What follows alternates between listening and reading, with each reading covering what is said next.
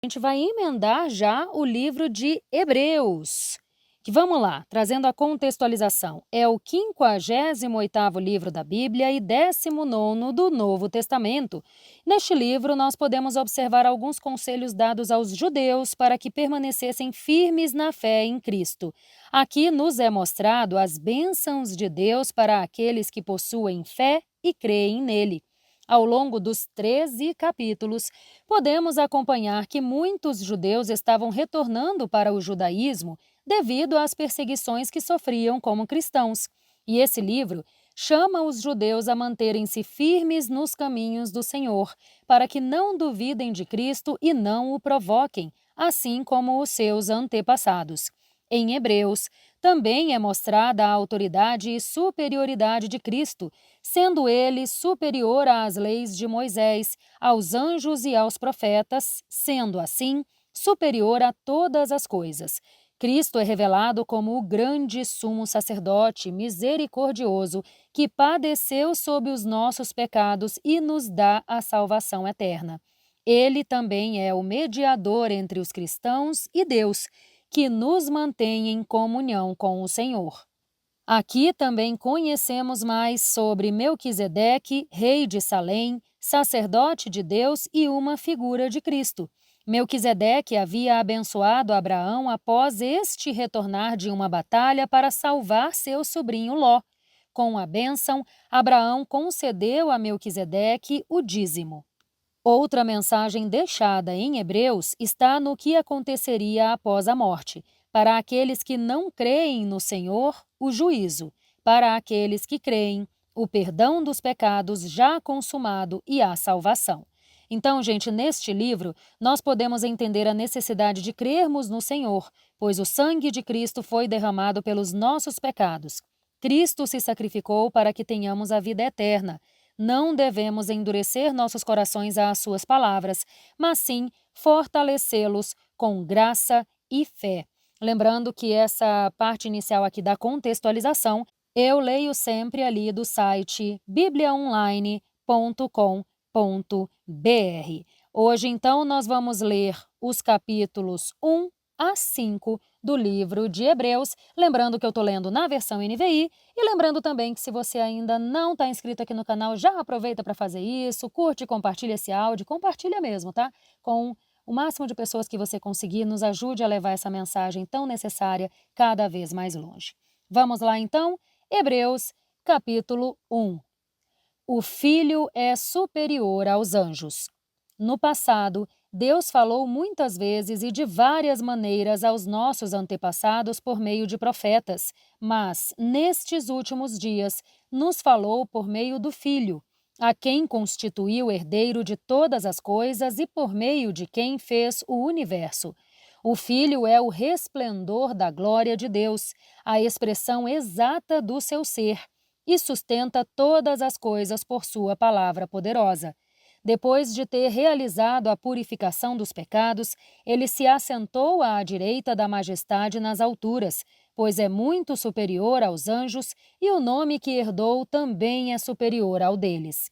Pois a qual dos anjos Deus alguma vez disse: Você é meu filho, eu hoje o gerei.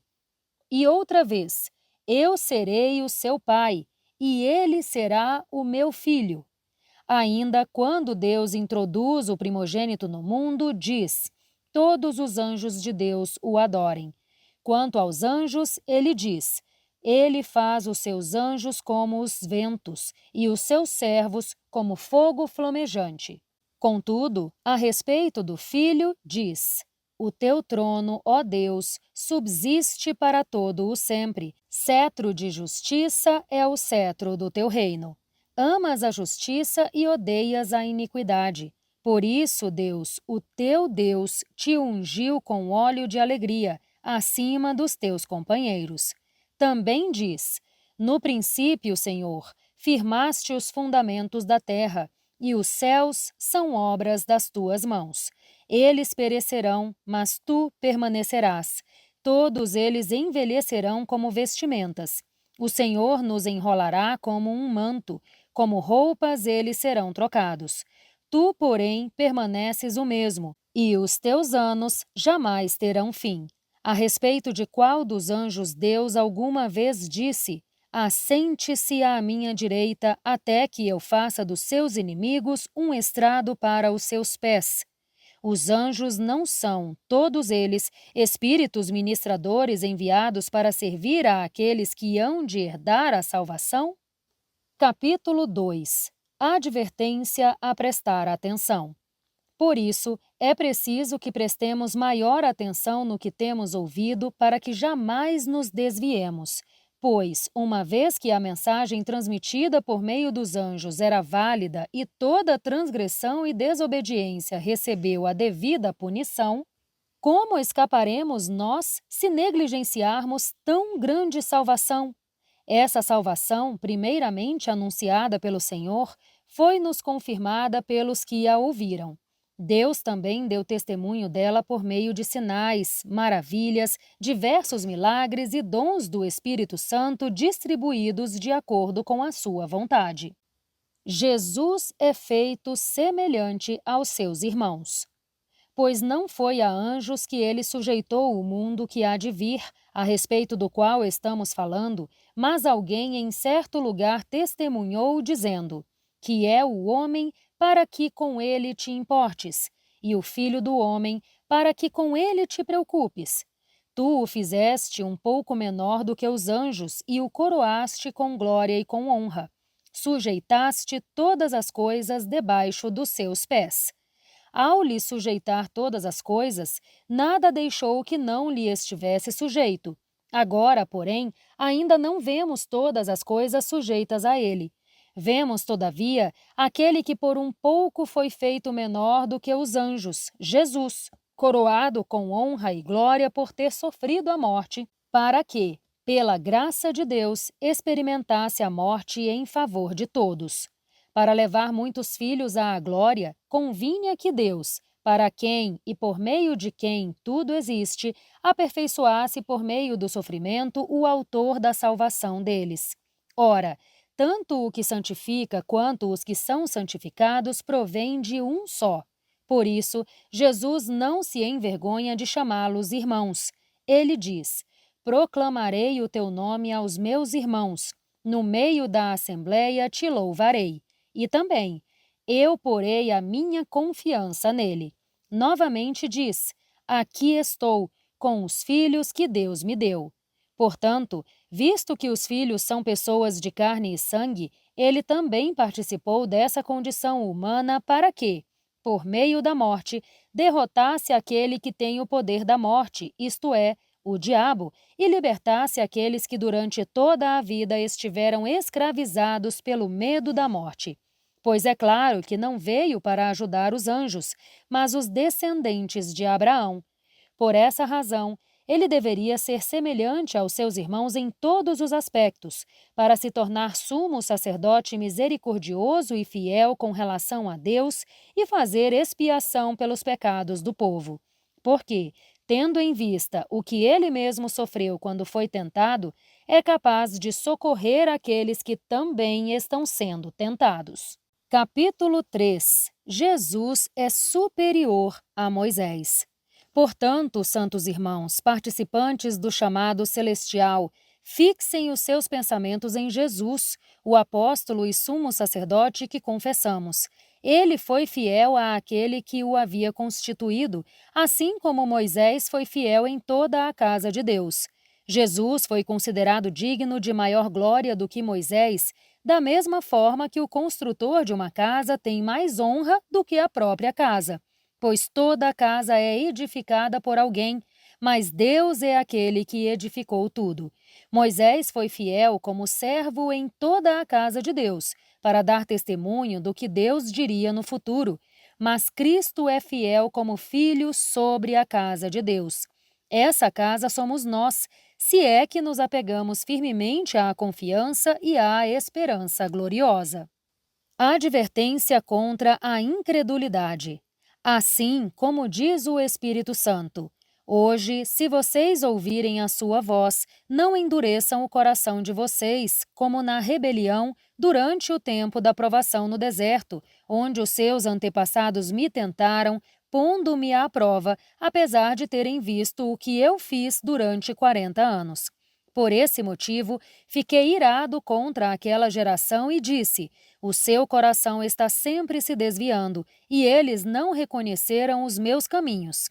Por isso, jurei na minha ira: jamais entrarão no meu descanso. Cuidado, irmãos, para que nenhum de vocês tenha coração perverso e incrédulo, que se afaste do Deus vivo. Ao contrário, encorajem uns aos outros todos os dias, durante o tempo que se chama hoje, a fim de que nenhum de vocês seja endurecido pelo engano do pecado, pois temos sido participantes de Cristo se nos apegarmos até o fim à confiança que tivemos no princípio. Por isso é que se diz: hoje, se vocês ouvirem a sua voz, não endureçam o coração de vocês, como na rebelião. Quem foram os que ouviram e se rebelaram? Não foram todos que Moisés tirou do Egito? E contra quem Deus esteve irado durante 40 anos? Não foi contra aqueles que pecaram, cujos corpos caíram no deserto?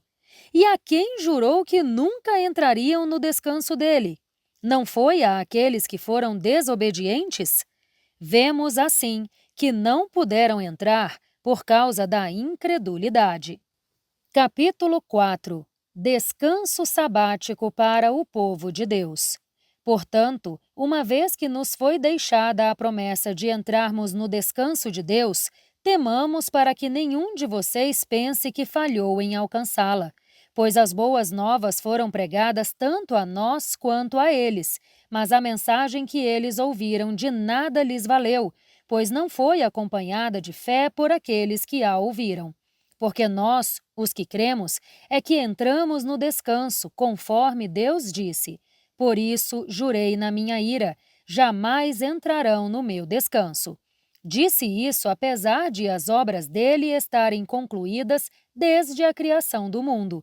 Pois em certo lugar, ele falou sobre o sétimo dia com estas palavras: no sétimo dia, Deus descansou de todo o seu trabalho.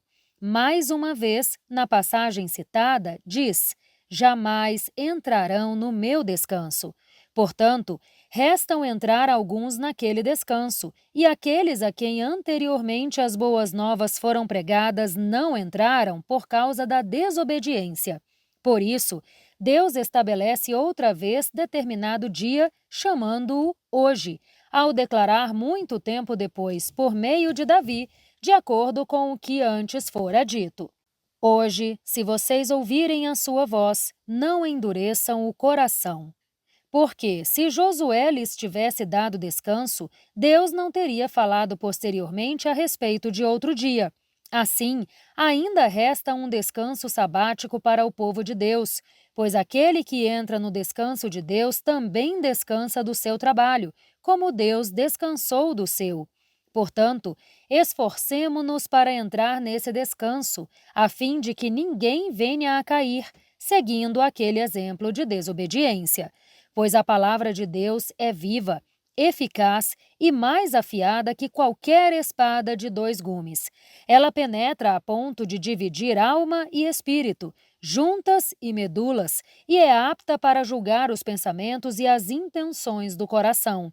Nada em toda a criação está oculto aos olhos de Deus.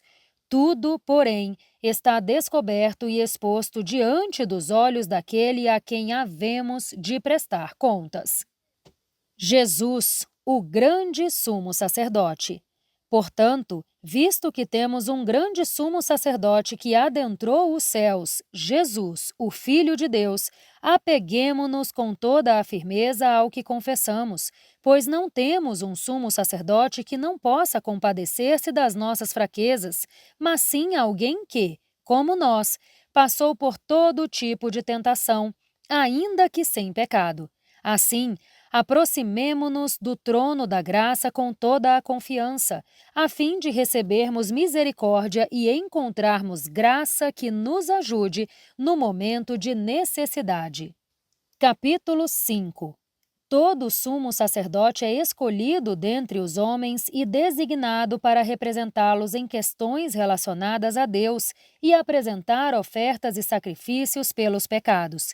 Ele é capaz de se compadecer dos que não têm conhecimento e se desviam, visto que ele próprio está sujeito à fraqueza. Por isso, ele precisa oferecer sacrifícios por seus próprios pecados, bem como pelos pecados do povo. Ninguém toma essa honra para si mesmo, mas deve ser chamado por Deus, como aconteceu com Arão. Da mesma forma, Cristo não tomou para si a glória de se tornar sumo sacerdote, mas Deus lhe disse: "Você é meu filho, eu hoje o gerei." Em outro lugar diz: "Você é sacerdote para sempre, segundo a ordem de Melquisedeque." Durante os seus dias de vida na terra, Jesus ofereceu orações e súplicas em alta voz e com lágrimas àquele que o podia salvar da morte e foi ouvido por causa da sua reverente submissão. Embora fosse filho, ele aprendeu a obediência por meio daquilo que sofreu e, uma vez aperfeiçoado, tornou-se a fonte da salvação eterna para todos os que lhe obedecem e foi designado por Deus sumo sacerdote, segundo a ordem de Melquisedeque. Advertência contra a apostasia. Quanto a isso, temos muito o que dizer, coisas difíceis de entender, pois vocês se tornaram negligentes para ouvir. Pois, embora a esta altura já devessem ser mestres, precisam de alguém que ensine a vocês novamente os princípios elementares da palavra de Deus. Estão precisando de leite, não de alimento sólido. Quem se alimenta de leite ainda é criança e não tem experiência no ensino da justiça. No entanto, o alimento sólido é para os adultos, os quais, pelo exercício constante, se tornaram aptos para discernir tanto o bem quanto o mal. E com isso, então, minha gente, nós encerramos este passo, mais este dia no nosso plano de leitura da Bíblia em 365 dias. Te espero aqui amanhã para nós darmos mais um passinho juntas. Um grande beijo e até lá! Tchau, tchau!